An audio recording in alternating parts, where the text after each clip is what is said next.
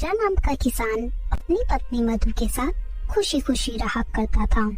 हीरा बहुत ही मेहनती किसान था। वो अपनी खेती मन लगाकर किया करता था। ऐसे ही दिन बीत रहे थे। सुनो मधु, मैं खेत पर जा रहा हूँ, तुम बाद में खाना लेकर आ जाना और भाग्यवान थोड़ी छाछ भी लेती आना।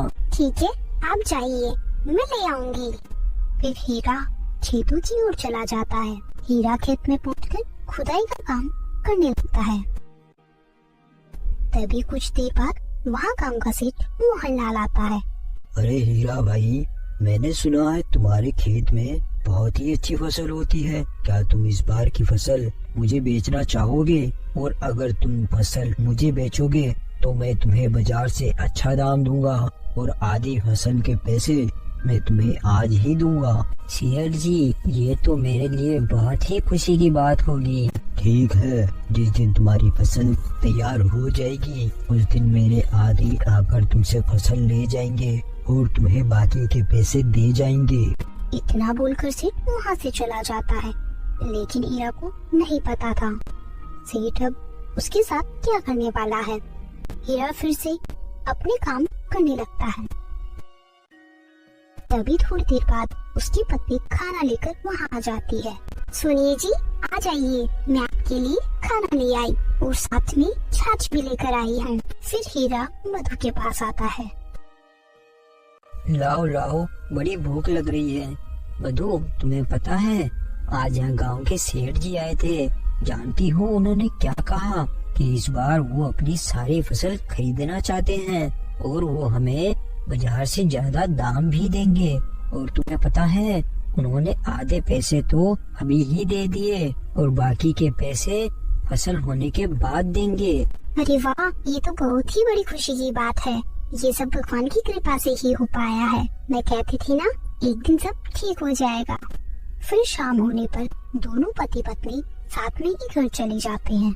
फिर ऐसे ही कुछ दिन बीत जाते हैं और हीरा की फसल तैयार हो जाती है। मधु, मैं खेत में जा रहा हूँ, आज फसल की कटाई का दिन है। ना बोलकर हीरा अपने खेत में चला जाता है।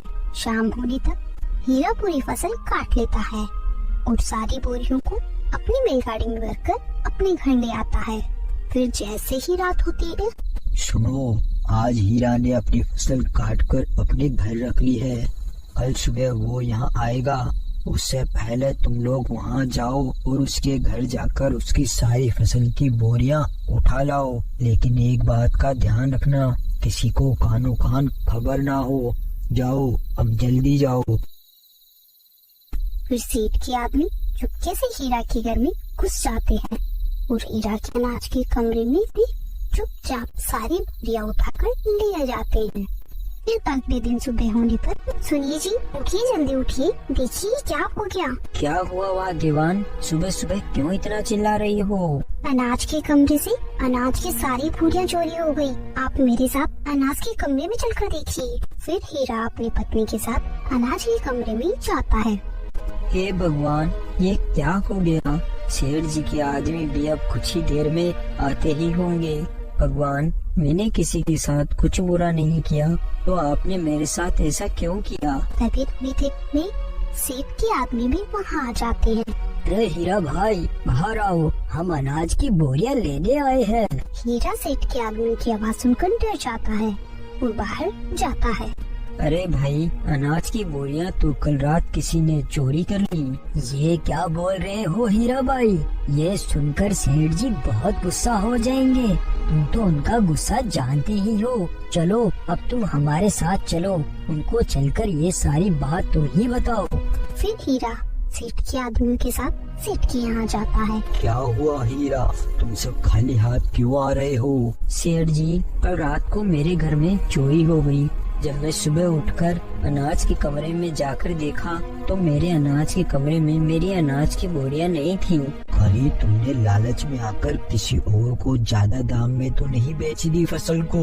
नहीं नहीं सेठ जी, मैं झूठ नहीं बोल रहा, मैं सच बोल रहा हूँ। हमको इसी गांव में साथ रहना है, भला मैं ऐसा झूठ क्यों बोलूँगा? और मुझे झूठ बोलकर क्या ही मिल जाएगा? मैं कितने दिन तक झूठ बोलकर बच पाऊंगा? ठीक है, मान लेता हूँ तुम झूठ नहीं बोल रहे। अगर मुझे पता चला कि तुमने फसल को किसी और को बेची है तो ध्यान रखना, तुम्हारे लिए अच्छा नहीं होगा। और हाँ, जो मैंने तुम्हें एडवांस पैसे दिए थे वो मुझे लौटा दो। सेठ जी, अभी तो मेरे पास कुछ भी पैसा नहीं है। आप मुझे कुछ महीनों का समय दीजिए, मैं जल्दी ही आपके पैसे लौटा दूंगा। ठीक है, मैं तुम्हें 5 महीने की मोहलत दे रहा हूँ। अगर 5 महीने बाद तुमने पैसे नहीं लौटाए तो ध्यान रखना, मैं तुम्हारे घर पर कब्जा कर लूंगा और तुम्हारे घर का सारा सामान बाहर फेंक दूंगा। अब जाओ, यहाँ से जाओ। फिर बेचारा हीरा दुखी होकर वहाँ से आ जाता है। ऐसे ही कुछ दिनों तक हीरा और उसकी पत्नी दोनों उदास रहे। फिर कुछ दिन बीतने के बाद जग्गू हीरा को परेशान देखकर बोलता है, अरे क्या बात है हीरा भाई, तुम इतने परेशान क्यों नजर आ रहे हो? अरे भाई जग्गू, क्या बताऊं तुम्हें, इस बार मैंने मेरे खेत में गांव के सेठ के लिए फसल उगाई थी, लेकिन मैं जिस दिन फसल काट के फसल को अपने घर लेकर गया तो उसी दिन रात को मेरे घर से सारी फसल की बोरियों की चोरी हो गई। और तुम ही बताओ, मैं सेठ का कर्ज कैसे चुकाऊं? और अगर मैं उसका कर्ज नहीं चुका पाया तो वो मुझे घर से निकाल देगा और मेरे घर पर कब्जा कर लेगा। अरे मेरे हीरा भाई, क्यों तुम इतनी चिंता कर रहे हो? तुम ऐसी चीज की खेती करो जो सदाबहार रहे और मेहनत भी कम लगे और कोई थोक का खरीदार न खरीदे, तो तुम खुद जाकर उसे लोगों तक बेच सको। अरे तो जग्गू भाई, तुम ही बताओ मैं किस चीज की खेती करूं? अरे हीरा भाई, तुम प्याज की खेती करो। प्याज की खेती में मेहनत भी कम है और उन प्याज को तुम मंडी में न बेचकर सीधा लोगों के पास जाकर बेच सकते हो। जग्गू की ये बात हीरा मान जाता है। लेकिन जग्गू भाई, अभी तो मेरे पास कुछ भी पैसे नहीं हैं जिससे मैं प्याज की खेती कर सकूं। अरे तुम चिंता मत करो, अभी तुम्हारे पास जितने भी पैसे हो तुम उनसे प्याज उगाना शुरू करो और मंडी में न बेचकर सीधा ग्राहकों को बेचो। जब तुम्हारे पास थोड़ा पैसा जमा हो जाएगा तो तुम बड़ी तादाद में खेती करना और सेठ के पैसे चुका देना। जग्गू की बात मानकर हीरा बचे हुए कुछ पैसों से ही खेती शुरू कर देता है और कुछ ही दिनों में हीरा की बहुत अच्छी प्याज की फसल हो जाती है। फिर हीरा अपने प्याज को लेकर बाजार में बेचने के लिए जाता है।